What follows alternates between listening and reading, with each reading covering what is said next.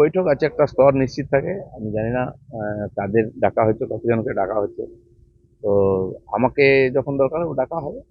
আমি পার্টির মধ্যে পার্টির কাজের সঙ্গেই আছি। কোথাও কি একটা দূরত্ব তৈরি হচ্ছে বিজেপির সাথে বিজেপি দলের? আমি তো কারোর সঙ্গে কোনো দূরত্ব করিনি।